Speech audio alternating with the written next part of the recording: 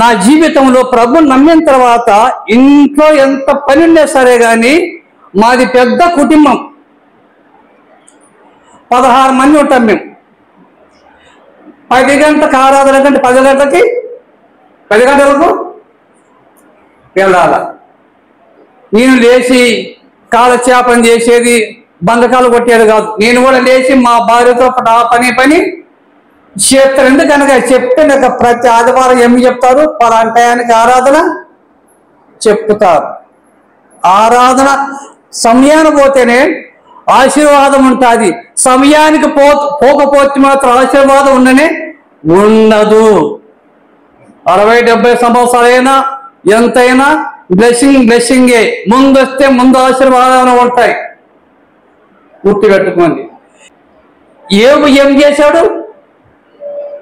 ఏమి చేశాడు? ఏబు తన కుటుంబం కొరకు ప్రార్థన చేశాడు. దేవునికి సాక్ష్యం కాపాడుకోవడానికి, ప్రసంగం చేయడానికి, పాటలు పాడడానికి కాదు. తన కుటుంబం శ్రమలు వచ్చిన ఉదయం లేచి ఒక్కొక్కరి దగ్గరికి వెళ్ళి ఏం చేశాడు? ప్రార్థన చేశాడు. అందుకే ఎంత ఆయన నష్టపోయినా కూడా ఆయన బొంకలేదు, యథార్థముగా సేవించాడు ఏబు గారు మన దేవుణ్ణి. అందుకే దేవుడైనా మునుపుడు కంటే అన్నంత ఇచ్చాడు. ఈ రోజు వరకు నా కుటుంబంలో నా సాక్ష్యం, ఎందుకంటే అనుభవించి చెప్తున్నా, మాటలు కాదు, సత్యవాక్యం. నీ మాట అవునంటే అవును, కాదంటే దాని వ్యతిరేకం చెప్పానుకో శాపమే. నాకు అంటారు మీకు కాదు. ఎందుకు బట్టి యెహోషువ గ్రంథం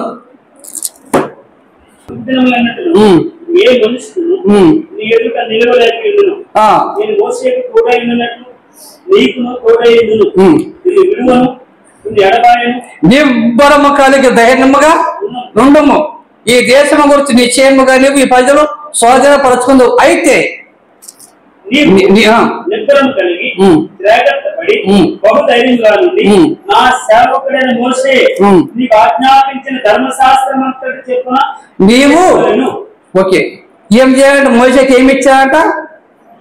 ధర్మశాస్త్రం ఇచ్చాడు, కర్ర ఇచ్చాడు, సముద్రం నుండి ఉపాధి చేయడానికి ధర్మశాస్త్రం ఇస్తాడు. నీవు ప్రజలు నడిపించడానికి, ఎర్ర సముద్రాన్ని నడిపించడానికి అన్ని మోషే నీకు అప్పగించాడు. కాబట్టి ఈ ప్రకారం చేయి నిమిత్తం నువ్వు జాగ్రత్తగా ఉండు.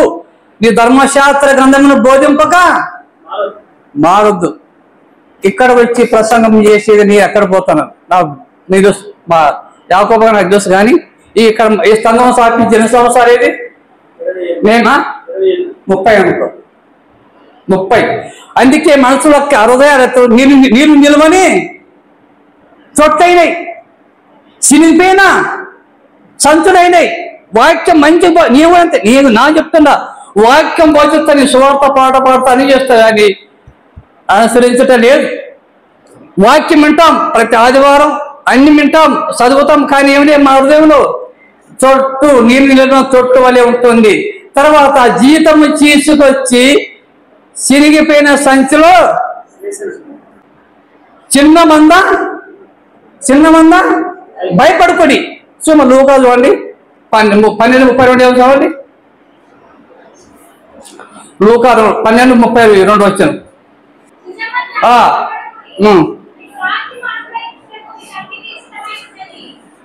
ఈ మంద ఏం మంద? చిన్న మంద. ఈ సంఘం అనేది ఏం చేయాలా? వృద్ధి చెందాలా, అభివృద్ధి చెందాలా, ఆత్మీయ జీవితంలో వృద్ధి చెందాలా. మనం సంపాదించుకొని ఉద్యోగం చేసేది, లేకపోతే మనం మంచిగా సుఖంగా తినేది, డోర్ డెలివరీ చేసుకునేది కాదు. దేవునికి మనం 10వ స్థానం ఇవ్వాలా. అందుకే మలాకులు అంటాడు కదా, నేను మీకు తండ్రినైతే నాకు రావలసిన ఘనత ఏమైనా, నాకు ఇవ్వాల్సిన ఏమైనా అని చెప్పని మలాకులు అంటాడు. మన దేవుడు సజీవుడైన దేవుడు, మాట్లాడే దేవుడు, దర్శించే దేవుడు. అబ్రహాముకు తోడుగా ఉన్నాడు, మోషేకు తోడుగా ఉన్నాడు, యెహోషువకు తోడుగా ఉండి చెప్తాడు, యెహోషువా నీవి నడిపించడానికి ఈ ధర్మశాస్త్రం గ్రంథం బోధించడం మానవద్దు. మన కుటుంబాలు కట్టుకోవాలి. ఏడు మనం నీవు లేచి రై మొదలు జామున మొరపెట్టు. నీవు లేచి ఏం చేయాలా? రేయి మొదటి ద్వారా మొరపెట్టు. అవన్నీ సాక్ష్యం ఇంపార్టెంట్, బ్రతుకు ఇంపార్టెంట్. అందుకే చెప్పాను నడవలసి గురించి 139 అంటారు ఆ మాట కదా, అందరూ తెలుసు. మన నడుచుట లేచుట సమస్తం ఒక 139లో కీర్తన ఉంటుంది. బస్సులో ప్రయాణం చేసినా, ఉద్యోగం చేసినా, ఏమి చేసినా, ఎక్కడ చేసామన్నా నిజముగా వారు చూసి మన క్రియలు చూసి వాళ్ళు గుర్తుపట్టాలి. ఇది ఒక క్రైస్తవుడు అని చెప్పాలి. మాటను బట్టి, నడవడికను బట్టి, విధేయతను బట్టి, నిబద్ధతను బట్టి వాళ్ళే సాక్ష్యం ఇస్తారు. నేను అనుభవిస్తాను దాదాపు నాకు 68 సంవత్సరాలు కాబట్టి నేను ఎక్కువ బస్సు ప్రయాణం చేస్తాను. వాళ్ళు అంటారు మౌనం అంటే వాళ్ళు అంటారయ్యా మీరు పాస్టర్ అని చెప్పంటారు. నేను పాస్టర్లు కాదు. ఏ చర్చ అంటారు, ఏ చర్చో చర్చే. కానీ యెహోవా యందు భయభక్తులు కలిగి ఉండాల. భయం లేకపోతే, భయభక్తులు లేకపోతే ఎవరి సామెతలు ఎక్కువ ఉంటాయి. భయభక్తులు లేవనుకో, నేను ఇంటికి వచ్చి మంచిగా వాక్యం చెప్పి పాట పాడి అందజేసిన తర్వాత తెల్లారే మళ్ళీ నా మొదటి జీవితం పోతే నా కుటుంబం అనేది సాక్ష్యము మనమే పాడు చేసుకునే వారుగా ఉంటాం. పీలారా జాగ్రత్త. సామెతలు ఏంటి? సామెతలు చదవండి 3వ అధ్యాయం. బా నా కుమారుడా నువ్వు బోధ చేసేది కాదయ్యా, బోధ చేసేది కాదు.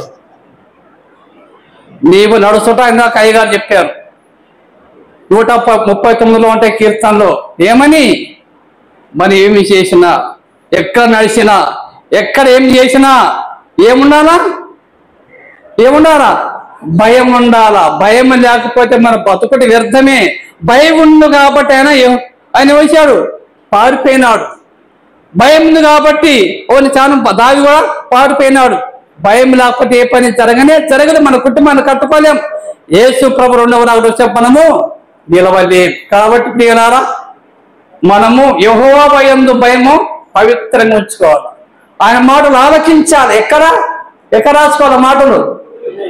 హృదయం అనే పలక మీద రాసుకోకపోతే చినిగిపోయిన సంచి ఉన్నట్లే, తర్వాత నీళ్ళు నిలబడి తొట్లు ఉన్నట్లే. అవన్నీ ఎర్మేలో ఉంటాయి, అవన్నీ వాక్యాలు. ఇది కూడా జపనిలో ఉంటుంది. కాబట్టి అన్నిటికంటే ముఖ్యంగా హృదయం భద్రంగా కాపాడుకోము. మన సిస్టర్స్ ఏ ప్రకారం తన బీరువాలో బట్టలు బంగారు దాచుకుంటారో, డబ్బులు దాచుకుంటారో, అదే ప్రకారంగా అన్నిటికంటే ముఖ్యముగా హృదయమును యమనస్తుడా, యమన బిడ్డ, యమన కాలమందు ఎట్లా అంట నీ దేహము చెరుపు దానిని తొలగించుకున్న హృదయం అన్నట్టుకంటే మోసకరమైనది ఎనిమిది చెప్పిన ప్రకారం. కాబట్టి అందుకే మనము గట్టిగా పట్టుకోవాలి. ఏంది? హృదయంలో దేవుని వాక్యం గట్టిగా పట్టుకోలేదు అనుకో, సైతాను వచ్చి ఎత్తుకోవాలి పోతాడు. ఆడు చెప్పేది ఏమైంది అక్కడదే, ఇక్కడే అంటాడు. మన కుటుంబాల్లో శాంతి సమాధానం ఉండదు. తర్వాత దేవుడి మాటలు మనకి దీవించిన కాక, నీవు మాట్లాడని రోజునా యుగముగా మారెను, నీవు మాట్లాడని రోజునా ఒక క్షణముగ యుగముగా మారెను, నీవు కదిలించిన రోజునా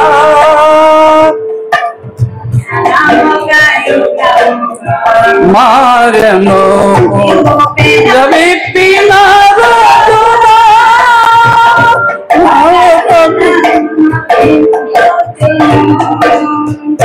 నీవు పెరవిప్పిన రోజునా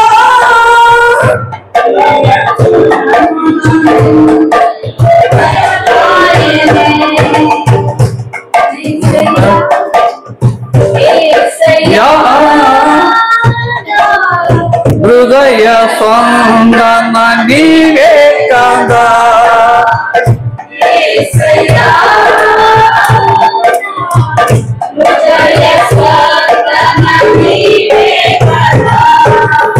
విశ్వమంత నీ నామము గణనీయము, విశ్వమంత నీ నామము గణనీయము.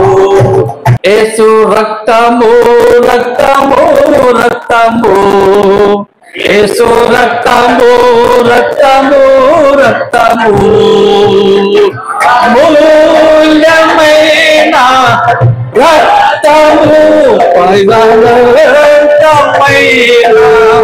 రక్తము, అమూల్యమైన రక్తము, నిష్కళంకమైన రక్తము, యేసు రక్తము రక్తము రక్తము, యేసు రక్తము రక్తము రక్తము. Thank you. యేసు రక్తం అంటే సైతాను పారిపోతాడు. యేసు రక్తం అంటే పాపము చేయనీయదు. అందుకే యేసు రక్తం ప్రతి పాపమును కడిగి పవిత్రంగా చేస్తాడు. యేసు రక్తం, యేసు రక్తమే జయం, యేసు రక్తమే బలం, యేసు రక్తమే యొక్క శక్తి. సైతాను మీద రోగం పోవడానికి, మనకు ఆరోగ్యం గంచడానికి మన దేవుడు బలవంతుడైన దేవుడు కాబట్టి హెబ్రీ 4:12 మాట ఉంటుంది. మన దేవుని యొక్క వాక్యం మన శరీరంలో పోతాడు. హెబ్రీ 4:12 మాట ఉంటుంది. దీన్ని కనుక దేవుని యొక్క వాక్యం ఉన్నందున విషయం కట్టుకు కంటే కూడా బలమైన శక్తిది. మన మూలుగులు పోతుంది, ఎముకలే పోతుంది, శరీరం పోతుంది. తలంపు శోధించేది మనలో ఉండే రోగాన్ని తొలగించి బలపరిచేదిగా ఉంటుంది. ఈ రారా దేవుని వాక్యము దీవించుగాక. Thank you.